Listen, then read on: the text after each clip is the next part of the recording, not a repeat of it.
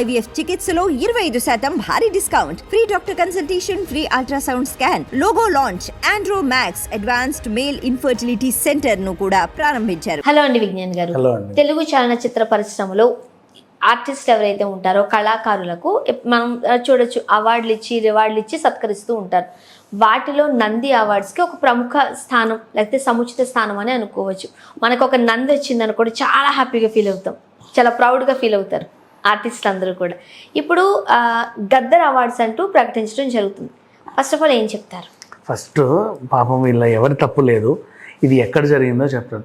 ఎప్పుడైతే తెలంగాణ ఫామ్ అయిందో ఆ టైంలో ఇవి ఆంధ్రవి ఇవి తెలంగాణవి అనే ఒక ఇది వచ్చింది. ఆంధ్ర పేర్లు మన తెలంగాణలో వినబడొద్దు, మన తెలంగాణ పేర్లే ఉండాలి అని అప్పుడు తెలంగాణ ముఖ్యమంత్రిగా ఉన్న ఒక దద్దమ్మ ఒక సుంట ఆలోచించిన విధానం ఇలా ఉంది. ఏం చేశాడో తెలుసా? ప్రజెంట్ మన లేపాక్షి ఎంపోరియం అని ఉండే హ్యాండీక్రాఫ్ట్స్, దాని పేరు మార్చి గోల్కొండ ఎంపోరియం అని చేశాడు. లేపాక్షి అక్కడిది కదా, మాకొద్దు, ఇంకే ఉన్నాయిరా బాబు అంటే అన్ని పేర్లు మార్చుకుంటూ వచ్చాడు. తెలంగాణ తెలుగు తల్లి తెలంగాణ తల్లి అయిపోయింది. అండ్ నెక్స్ట్ వీళ్ళకంటూ ఇంకా సపరేట్ గుర్తులు అన్నీ వచ్చేసాయి, వీళ్ళ సపరేట్ గీతం వచ్చింది, అన్నీ వచ్చాయి, బాగానే ఉంది, ఇంతవరకు ఓకే. ఇప్పుడు నంది అవార్డుల గురించి ప్రస్తావన వచ్చింది. నంది ఆంధ్రది, మనకు తెలంగాణకు పేరు పెట్టి అన్నాడు ఆ సుంట. నాకు నిజంగా అప్పుడు అర్థం కాల. ఆంధ్రప్రదేశ్లో లేపాక్షి ఉంది కరెక్టే, మహానంది ఉంది, అది మహానంది అవార్డులు కాదు, నంది అవార్డ్స్. నెక్స్ట్ ఆంధ్ర శివలింగాల ముందే నందులు ఉంటాయి, తెలంగాణ శివలింగాల ముందు ఉండవా? గుడి కట్టాడుగా ఈ సుంట, తెలీదా? తెలుసుగా, కనీసం ఆ నాలెడ్జ్ అన్న ఉండదా? హోమాలు యాగాలు ఎక్కువ చేస్తాడు, అలాగే తిట్టాలి. కాకపోతే సుంట కాబట్టి సుంటని సుంట అంటాం, సన్నాసిని సన్నాసి అంటాం. తెలుగు ఉన్నోడిని ఎప్పుడు తిట్టడు, అలాగే కదా చేసేది. సో ఇప్పుడు ఆ గాడిదకి లేని నాలెడ్జ్ లేదు.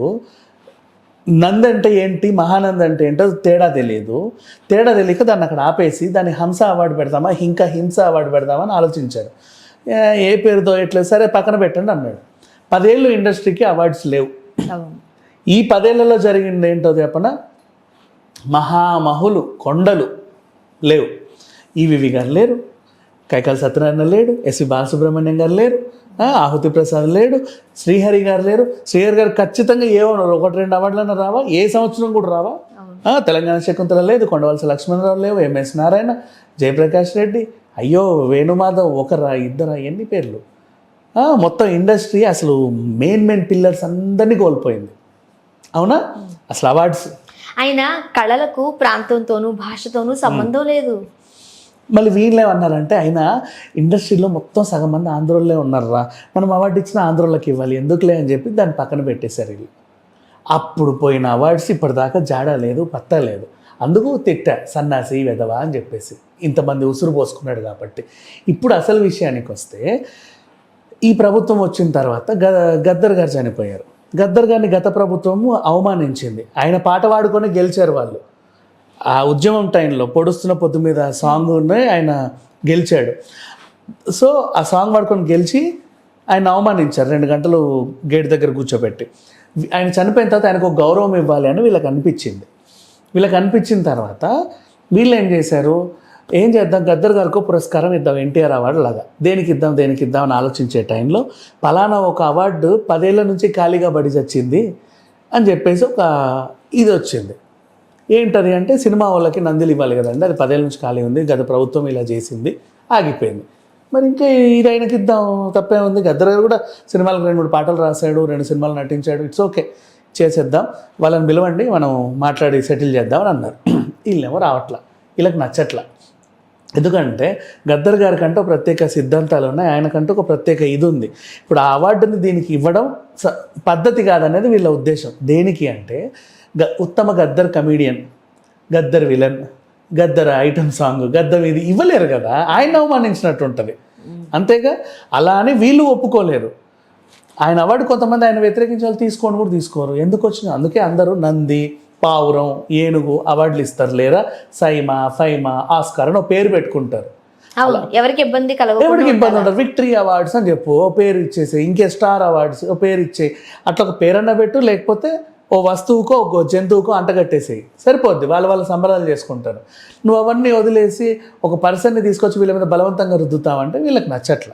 సో ఈ రకంగా ఈ గద్దర్ అవార్డ్స్ అనేవి కొంచెం అటు ఇటుగా ఉన్నాయి. ఇప్పుడు ఇక్కడ ప్రాబ్లం ఏమొచ్చిందంటే యాక్సెప్ట్ చేస్తే వీళ్ళ ఆత్మాభిమానం దెబ్బతింటుంది, యాక్సెప్ట్ చేయలేదు అంటే రెండు, గద్దర్ గారిని అవమానించిన తెలంగాణ సినీ పరిశ్రమ, నెక్స్ట్ రేవంత్ గారికి కోపం వస్తుంది, రేపటి రోజు ఏదన్నా టికెట్ రేట్లు పెంచుకుంటామండి, ఒక షో ఎక్కువ వేసుకుంటామండి అంటే ఊహు అంటే.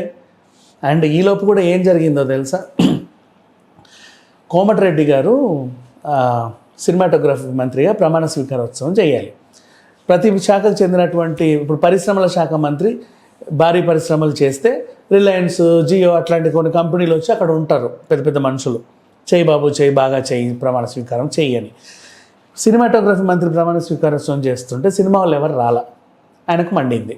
కనుక్కో ఎందుకు రాలేదు అని చెప్పేసి అడిగితే పిఏ ఫోన్ చేశాడు, ఏంటండి ఎందుకు రాలేదు అని. అబ్బే అది దిల్ రాజు గారు బయట ఎక్కడో విదేశాల్లో ఉన్నారండి, ఆయన వచ్చాక అందరం కలిసి కట్టకట్టుకొని వద్దాం అనుకున్నాం, ఈలోపు మీరే తొందరపడి ప్రమాణ స్వీకారం చేసేసారు అన్నట్టుగా ఆయన చెప్పారు. అంటే ఆయనకి కాలింది ఎక్కడో దగ్గర. రావాలి కదా నిజంగానే, పెద్దలు రావాలి, ఎవడో ఒకరు అక్కడ ఉంటే పర్లేదు. ఇండస్ట్రీ వాళ్ళు వచ్చే తమ్మారెడ్డి భరద్వాజ్ లాంటి వాళ్ళు, దిల్ రాజు లాంటి వాళ్ళు, నలుగురు ప్రొడ్యూసర్లు ఉంటే సంబరం ఆయనకి, అమ్మయ్య పర్లేదు వచ్చారు. తలసాని శ్రీనివాస్ యాదవ్ చేస్తే అందరు వెళ్ళారు, అవును ఆయనకి మాత్రం మంచి పేరుంది, ఈయన చేస్తే ఎవరు రాలా. సో జగన్ ముఖ్యమంత్రి అయినప్పుడు వీళ్ళు ఎవరు శుభాకాంక్షలు చెప్పలా, చంద్రబాబు నాయుడు కాకుండా అందరూ చెప్పారు. సో అప్పుడు జగన్కి మండింది, ఇట్లా ఈయనకు కూడా కాలింది, నేను ఉండడం వీళ్ళకి నచ్చలేదేమో అని ఆయన హర్ట్ అయ్యాడు పాపం. సో నువ్వు నిర్ణయాలు ఇలాగే ఉంటాయి, మరి బలవంతంగా రుద్దుతారు ఏదైనా సరిగ్గా, వీళ్ళు అనుభవించాలి. లేదా ఒక మీటింగ్ పెట్టుకుంటే మీ ప్రాబ్లం ఏంటో చెప్పుకుంటే వాళ్ళు సవరిస్తారు. నువ్వు దానికి రాక దీనికి రాక మాకు అన్యాయం జరిగిందని చెప్పి మీలో కొట్టుకు చేస్తుంటే ఏం జరుగుద్ది చెప్పు.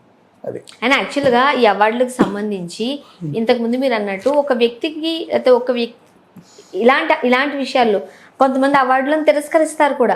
ఆ టైంలో మనకి ఏమనిపిస్తుంది అంటే గద్దర్ గానే ఆయన అవమానించారేమో అనే బాధ ఉంటుంది, ఎందుకంటే ఆయన ఒక మంచి. అండ్ ఇక నంది అవార్డు గురించి మాట్లాడుకుంటే నేషనల్ ఫిలింఫేర్ అవార్డు తర్వాత చాలా మందికి, నీకు ఇప్పుడు ఎస్పి బాలసుబ్రహ్మణ్యం గారే ఉన్నారనుకో, ర్యాక్ నిండా 500-1000 అవార్డులు ఉంటాయి, అయినా సరే మీకు ఏం అవార్డులు వచ్చాయి అంటే అప్పట్లో పద్మ అవార్డు ఇచ్చారండి, తర్వాత ఓ 2 నందులు వచ్చాయండి అంటాడు. ఇవేగా వాళ్ళు చెప్పుకునేది ఎక్కువ. నందియా, నాకు 2 నందులు వచ్చాయండి అంటారు, నంది అవార్డు గ్రహీత అని కూడా పైన రాసుకుంటున్నారు. దాన్ని అంత ప్రిస్టేజ్గా ఫీల్ అయ్యే వాళ్ళకి నువ్వు దాన్ని గద్దర్ పేరు పెట్టేసరికి వాళ్ళకి నచ్చట్ల. అంటే 2 చోట్ల మాట్లాడేది తెలుగు భాషే అంతే. Right, thank you so much.